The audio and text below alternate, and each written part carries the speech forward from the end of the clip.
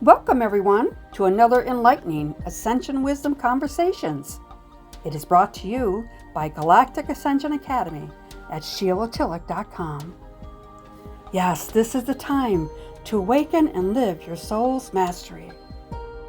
I am a Galactic grandmother, Sheila Tillich, and I invite you to relax and enjoy this time together as we discover our Ascension Wisdom Mastery. As souls, we have entered a higher dimensional reality as humans on planet Earth. This is the new energy consciousness. It has awakened our multidimensional spiritual DNA abilities, which are given to us by our galactic ancestors. Join me, dear ones, as we live at our soul's full potential, live in our wisdom mastery in this ascension time.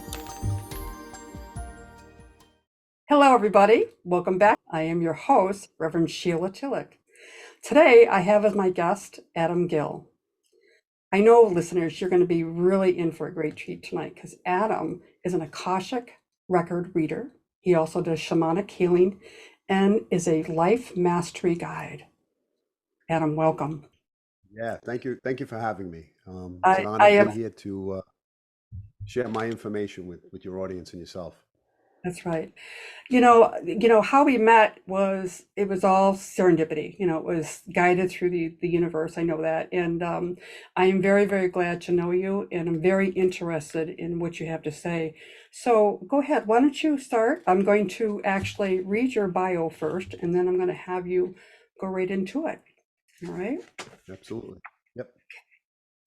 Adam Gell is a shamanic guide toward healing and fulfillment, an embodiment of the masculine balance, a union of both the masculine and feminine, the yin and the yang, the lightness and the darkness that exists in each and every one of us. He will discuss the Akashic Records and share his journey and exploration into his own ancestry through the Akashic Records and past life regressions, where he learned that his present medical condition and his distaste for stripped clothing was related to his time as a doctor in a concentration camp during the Holocaust. It's a mouthful. It is. Adam, I'm just so interested in this. So why don't you go ahead and tell my listeners how did this all start? How did you become an Akashic or interested in Akashic records? Yeah. Well, naturally, it started first of all having a connection towards, I guess, visiting doctors for specific physical ailments, and then recognizing the fact that that really wasn't helping me. That wasn't the core of what was really going on with myself. I had always been interested in acupuncture and acupressure as a form of holistic types of healing. Mhm. But what happened thereafter was to set me off on a path to better understand what lies beyond just the conventional medicine world and what exists on a spiritual level. So for myself, I had been suffering from asthmatic symptoms, breathing problems related to Lyme disease, but more so actually related to I guess, a metaphysical connection towards something that I didn't understand or was about to find out. So one of my coworkers at work that I work with had mentioned to me, "Why don't you visit my friend?" I said, I didn't know what her friend did, Mhm. but all I knew is that every time I went into my gymnasium at work, I would look up at the vents in the gym, and I would get a panic attack from looking up, and I would either send the student to the custodian, or I would see the custodian in the hallway and ask him if he can shut off the heat in the gym. It really wasn't the heat that was bothering me, more so just looking up at the vent and seeing a cloth that was attached to it that showed something was coming out of the vent. That was Right. enough to actually set me off emotionally. Uh, so I had that in the background, but I also had the emotional aspect of what I was feeling, a fear of doctors, uh, fear of striped clothing growing up. I couldn't wear any pajamas that had stripes on them going on a vertical way. If anything was horizontal, it was fine. Always a panic or a fear going to doctors itself, mistrust. So that was in the subconscious mind. I wasn't really conscious of it at the time of what was triggering different things. But what happened was I visited this person who my friend recommended. And I called on the phone and I said to the person on the phone, I said, I'd like to come see you. And he said, you have asthma, which was basically true. For 1 second, I called him. He said that, and he was very abrupt, but very to the point, as I would find out, as I visited him over a course of years. So over the course of years of visiting him, he scanned my body. I had no clue of what the aura was, the etheric body. I had no understanding of it until I was visiting him, and he was working on me doing IET, integrated energy therapy, what you teach, as well as distance Reiki in a chair. He would sit in a chair and I would feel the energy moving all over, and I would freak out because I felt like I wasn't in control of myself any longer. But it was a matter of me really surrendering to what was going on. So over a course of time, as he was doing the energy work on me, I became very intuitive because he'd have photos in his office of clients he was working on. And I would say, that person has leukemia, that person has this. And he said, yes, yes. Or just out of the blue, we'd be in contact in the same frequency with one another, and I'd be helping him with something on another occasion. And I would have an intuitive hit on somebody walking down the street, and I would tell him about the person that he knew. He said, exactly.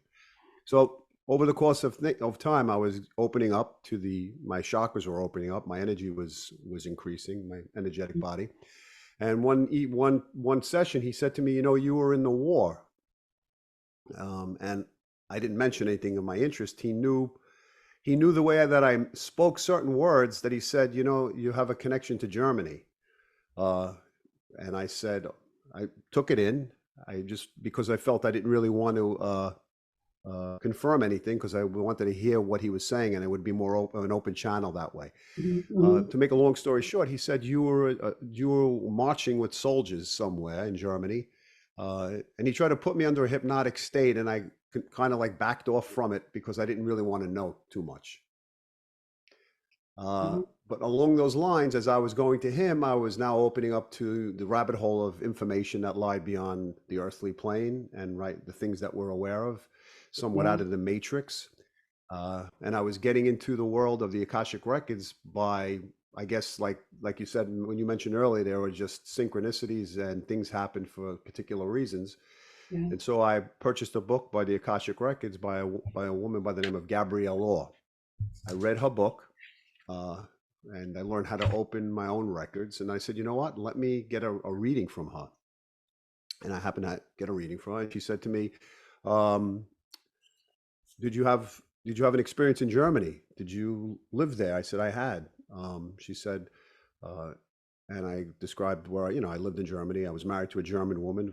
My first wife was from Germany. I felt at home in Germany. She went on to tell me a little bit about my asthma, breathing problems, from being in the concentration camps and having been exposed to the visual stimulation of what you saw and the correlation between the two. And that I was a well-liked doctor that had came from a mixed marriage parents, Jewish father, German mother, and that I was well respected by the German soldiers in the camp itself. But then at the end, they had to eliminate me because I knew too much. And what was interesting is my return to Germany was almost like a homecoming. In 1987, I felt like I had to go back almost make peace, with not the people who harmed me, but to feel that I'm better than the harm that was done to me. I'm more than the harm that was done to me. In other words, you can hurt me in a lifetime, but you can't hurt my soul forever. And going back to Germany was almost like, why am I going back to Germany? Now, I had no clue at that time, particularly what I had experienced in the 2011, as I just mentioned. But in 1987, I felt at home. I spoke German fluently within 5 months. People said, "Are you from here? How do you speak so well?" And it was like I was home. That's how I felt. So with that reading, I wound up confirming a lot of things that now were like eye-opening, that gave me goosebumps and kind of like made me open my reality to why I chose the path I had, or why I was being reminded for some reason of this path. So along those lines of doing the Akashic record reading, of having this reading, I learned to open up other people's records, and also through the in running side by side parallel, receiving that energy work from that person I mentioned earlier. It was opening me up to, and he said, you know, you're going to be doing the work that I do. You have that potential. So I Wow. was doing now energy work, you know, via Zoom or distance healing. I'd have a client opposite me. And then eventually, one woman who I did a healing for, at the end of the session, she said, I see you. I said, where do you see me? She says, I see you in the concentration camps. She says, I see you as a doctor there. Wow. And I remember you. She said, I remember you. And I said, what was I wearing? Or, you know, and it was interesting because I was wearing like a white shirt with suspenders and boots. And I dressed like that in college on different occasions. Personally, in the 80s, I dressed with like 1940 type of garb, so to speak, or an outfit. And I felt very comfortable like in that type of clothing. Um, so after she did that, after she told me that, I was touched because I said, "Oh my God!" I felt a sense of guilt come over me of being in that environment, having to do that type of work.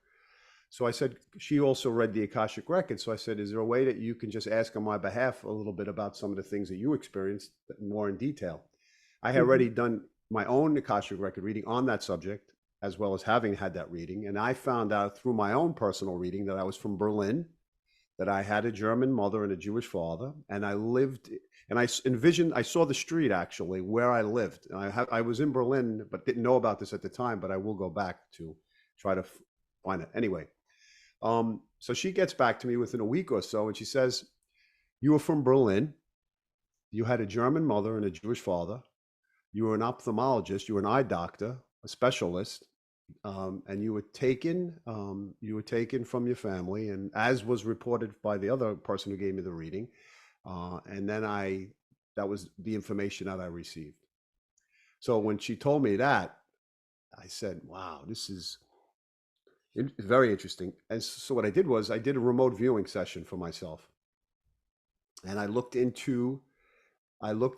saw my shoes, and I saw a building, a red building, and it happened to be the medical school. When I looked it up online, and I saw it was called the Charité in Berlin. There was a school called the Charité where most doctors, all doctors, SS doctors, Jewish doctors, went to and studied in that particular school. And then many of them were taken from there to the front during the war. Oh, And wow. I I drew it first. I said, let me draw what I'm seeing in my mind's eye from the remote viewing or Yeah. past life, however it was. And then I looked it up, and it was pretty much 80% similar to what I drew, with a corridor in the building, in the middle, and everything else. And so I was like saying, yeah, this is definitely something real. So, make a long story short, I interviewed two people, and they say, Adam, I think somebody's going to know you. These are past life people who I interviewed. Woman says, please contact this woman. I contact this woman. I didn't tell them too much of my story when I'm telling you because I was interviewing them. And the woman Right. gets back to me and she says, I remember you. And I said, explain. She says, you were in Auschwitz. One of the doctors there, I know your number, the doctor number. Uh, Wow. and she said, you saved me and you took me off the line because I was pregnant, and you saved me to work with you so that I wouldn't be killed. Uh, And when she told me that, and I looked it up in my mind, I saw a white building, and that's one of the buildings that exists in Auschwitz. Um, and so from that point, I did a past life regression, and saw the whole journey of coming to the camps, my work, and deciding that I couldn't do this work, that I wanted to be eliminated because I would not continue on with this. Um, and so that was the spiritual end of what I received, as well as the fact that there was a council of elders in the past life regression who told me you did the right thing, and we honor you for sacrificing your body for your soul's lesson, so to speak. Um, Wow. and so it was in the whole process. It assisted me with understanding my own personal emotional journey of why I was experiencing what I was experiencing, and all the profound moments of understanding why I was going back to Germany consistently, and even even now, I still have that yearning to go back, despite the fact that all the people that I had contact with during those years don't talk to me anymore. Not for any particular specific reason, but it's just interesting that all the ties are cut off to that. It's as if I was supposed to make that journey. I was supposed to uncover what I was supposed to uncover, and that was supposed to be now buried, put back into the past and move forward. And so each time that I tried to make a connection, it's interesting. I contacted an author, a woman who wrote about Nazi Germany, and she was in the village that I lived in, and she wrote a book on it. I had told her that I was interested in what I was doing after like maybe our third conversation. After she sent me her book, I said, I'm more on a spiritual path. And she said, I can't talk to you anymore. And she cut ties completely. Why do you think she did that? Why do you think she did that? Why do you think she couldn't? She didn't want to. Do you think she opened it up, or she didn't want to talk about the spirit stuff? No, I think it was something that people were raised. She was probably raised maybe in a religious home, maybe in a religious home, and I think some people, and specifically people, were turned off, or she was turned off to any aspect of using the word spirituality in a sense that not even knowing what I was talking about. Right. Yeah, but she said, "Please, she said, I can't talk to you." It was a matter of boom. Just as I mentioned, every connection to contacts in Germany was sort of severed, except the two people who are very spiritual, who I connect with. But other than that, anyone on an earthly plane mindset, there was the disconnect from every one of them. But I used it as a means of saying to myself, it's a way for me to go higher, to be the impetus for my spiritual growth, and not be caught up in that conflict, which is, well, it wasn't a conflict, but in that energy of something that I desire and I'm getting rejected. So, yeah. Interesting. Now, how did you get on the shamanic journey? How did you connect that Akashic and the shamanic? The interesting thing is that I also went for a session with a man by the name of Itzhak Barry, who is in Manhattan, New York City. I had a healing done by him, and then I would attend workshops and learn a lot of the techniques of Olympia, energy clearing, shamanic drumming, soul retrieval, needle technique of removing certain energies in different spots. And I made connection with a shaman from Ecuador who's a well-respected healer in Quito, in the Andes Mountain. And so for me, I was drawn to this because, first of all, opening myself up to the session I had with him, but then recognizing the fact of my wounded inner child and the need to help people retrieve aspects of their lost soul or the fragments that were lost.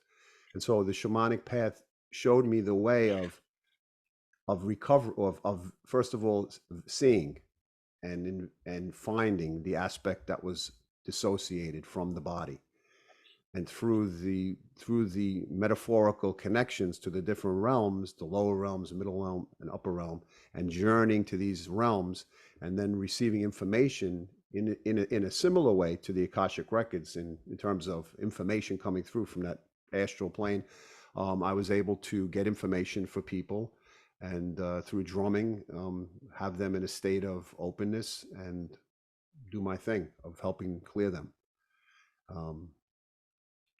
So that's the path I've been on. And interesting, I know from other people as well, we talk about the concentration camps, but I always saw a grandfather, a Lakota grandfather in my energy field, communicating with him even now when I need healing for myself or for others. And so it's interesting, when I've done healing work for people, behind me, they say, I see a man with a black feather. Two people said the same thing.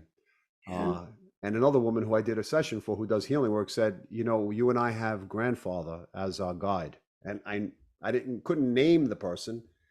I couldn't specifically create a form for the person, but I knew it was a grandfather because I'd sit opposite him and talk to him. And so information would come through. And there was a point in time a few years ago where everything was Lakota.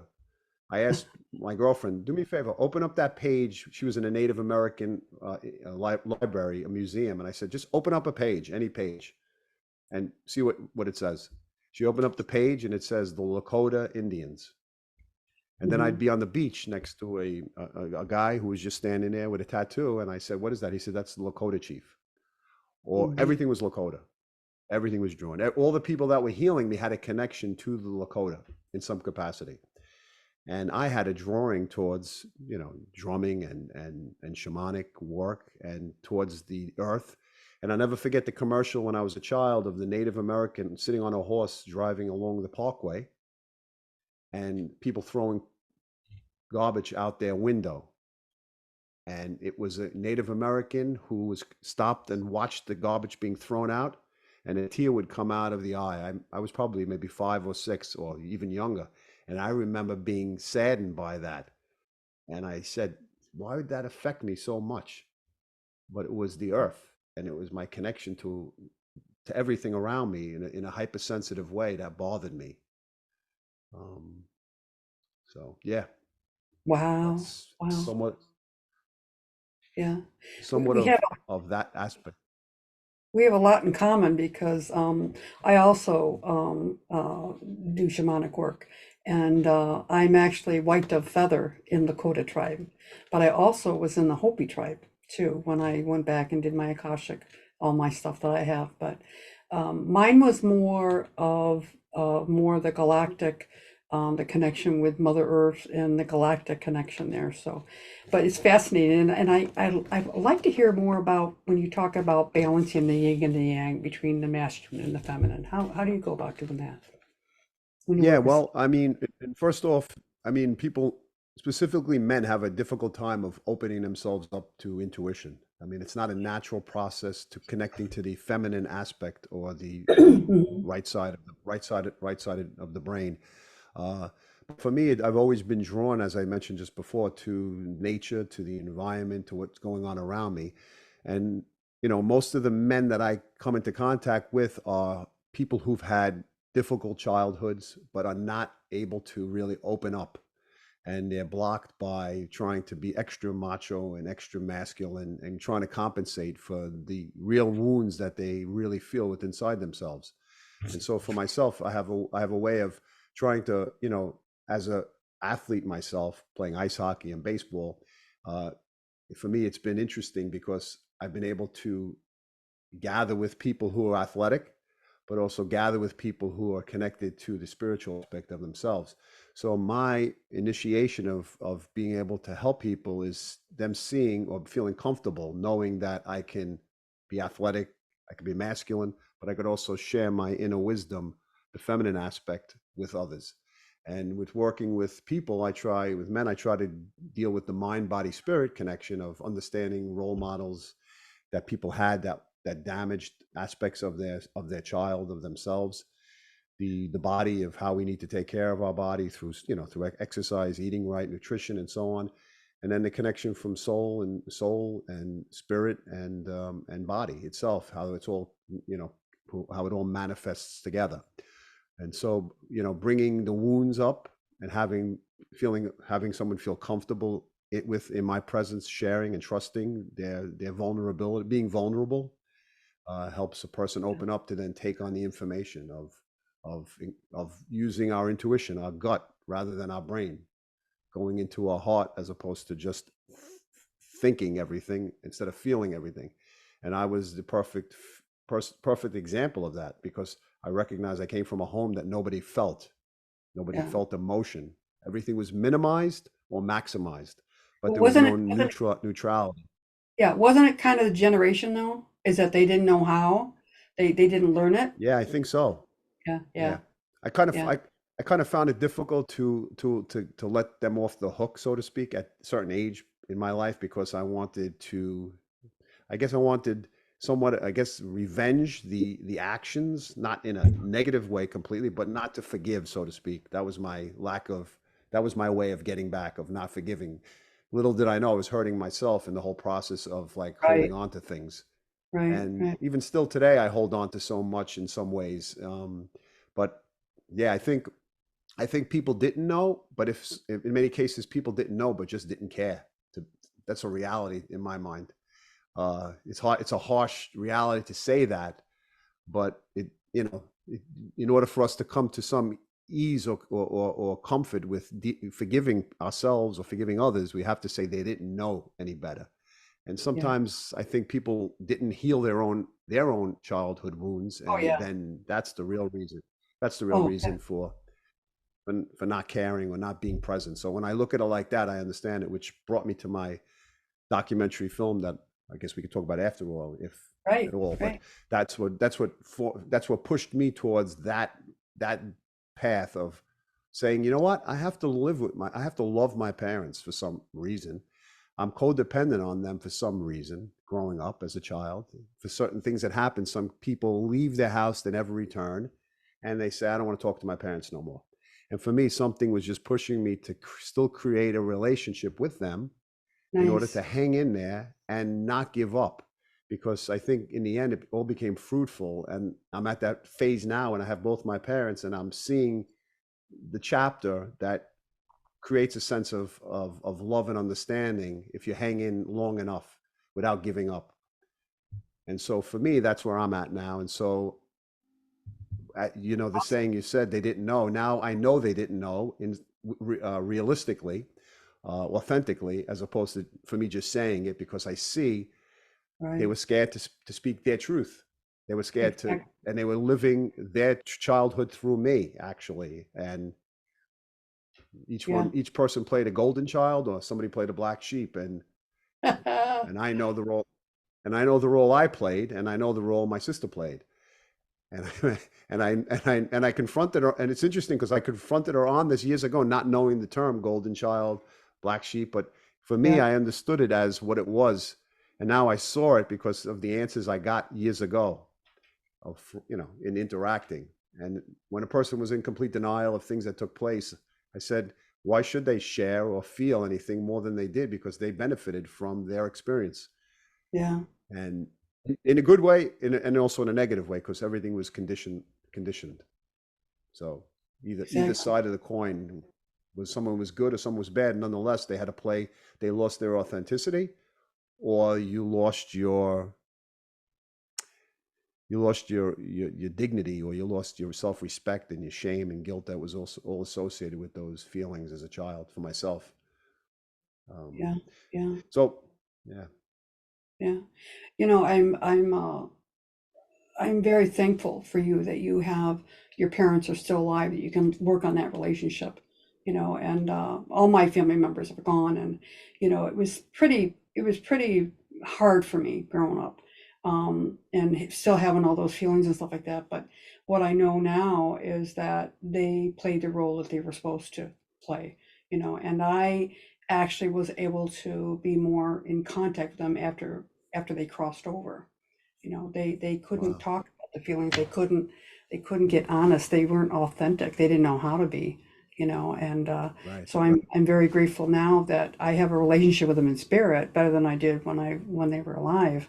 It's sad to say, but that's how it is. So I'm very right. thankful for you and grateful that you can share that with other people, that you can make a difference.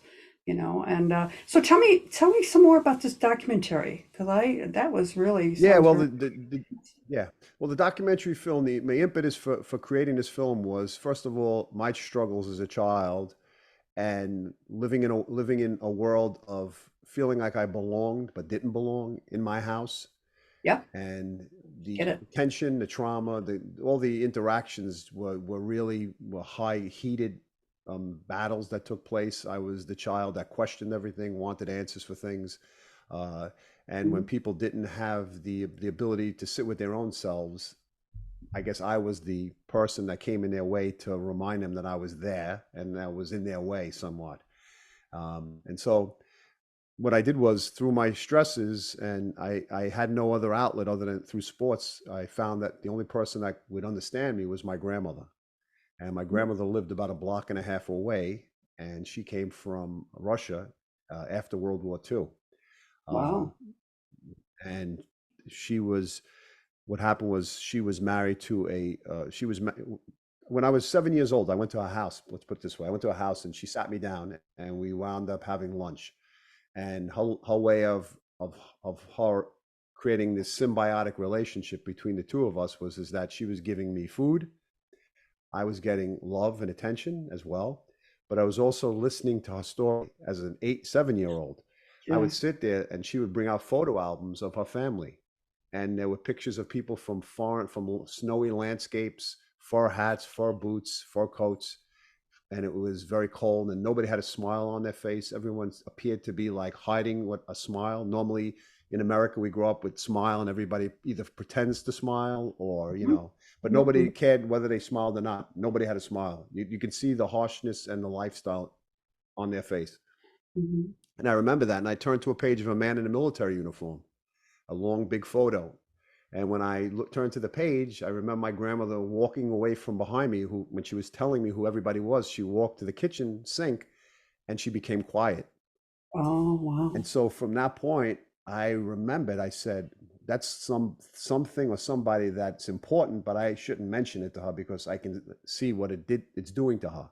Right. But I was very intuitive and sharp, and so I stored it and then closed the photo album. And then I left after I went home to my father. I said, Dad, do you know that man in the military uniform?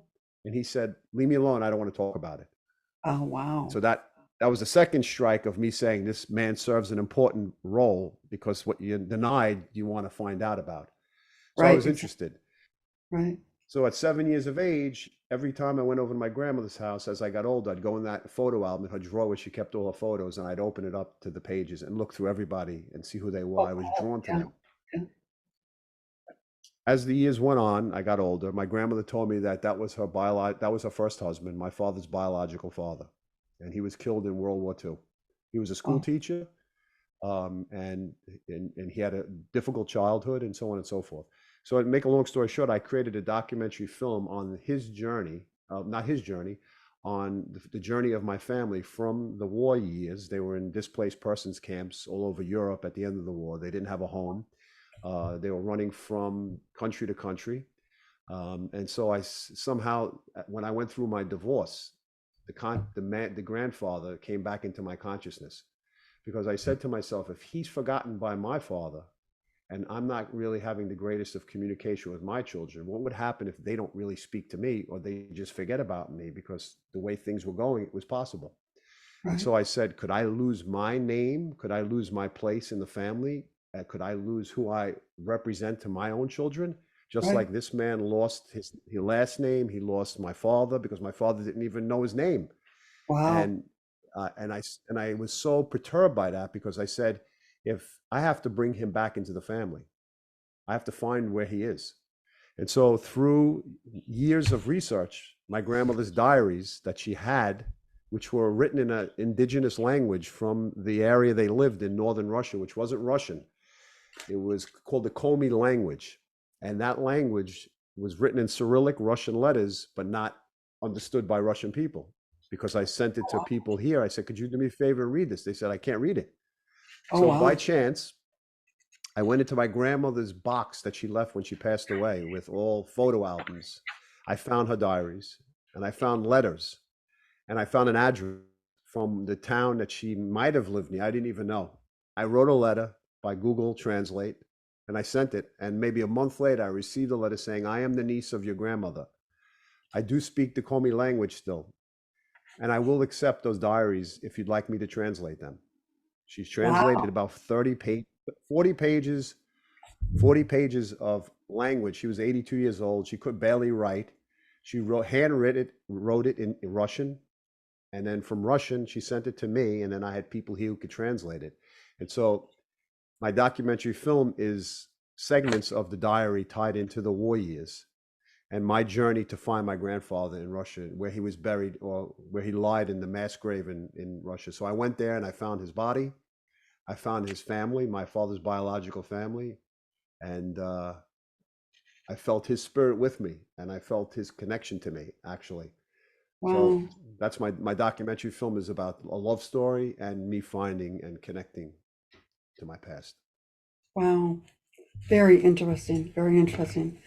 Well, This has been awesome. This has been really eye-opening, and I love it because I love history myself, and my parents also was in World War II. My father was, and it explained who he was. I was able to read letters when he was in the service, and it was part of the healing process for me that I had to go through, but it was part of like putting all the pieces together for my family too. So this is really extraordinary, this documentary that you did.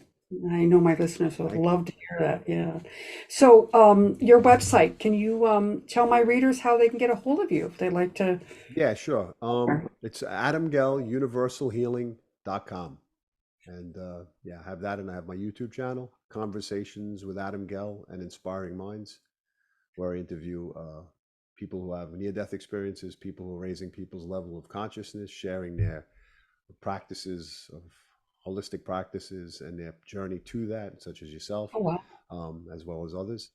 And I'm very focused in on galactic connections, people who've had experiences, near-death experiences, and have had that connection with some type of galactic being or Hmm. beings, Hmm. and my connection to it as well. So yeah, that's my website, and yeah. This is wonderful, wonderful. Well, I'm sure my listeners will be getting in contact with you because it's very, very interesting in how you can help humanity in such a profound way. So thank you very much, and thank you for being here with me tonight. And I look forward to seeing and talking to you again because Yeah, we we got a will. connection here. We got a connection here. So, all right. Thank you, everybody, for joining us, and I'll see you next time. Thank you, Adam. And I'll make sure they're going to put all that Okay. information, your documentary, in the notes so they can get a hold of you along Okay. with your Thank you. website. You're welcome. Bye-bye now. Bye. Are you ready to ascend to new heights of consciousness? Are you ready to live your Ascension Wisdom Mastery? Dive into the Galactic Ascension Academy, where cosmic wisdom meets spiritual evolution. Unlock premium courses with like-minded seekers. Join a community of awakened souls and experience monthly group healing sessions. Elevate your journey with Star Mother's activations, teachings, and meditations.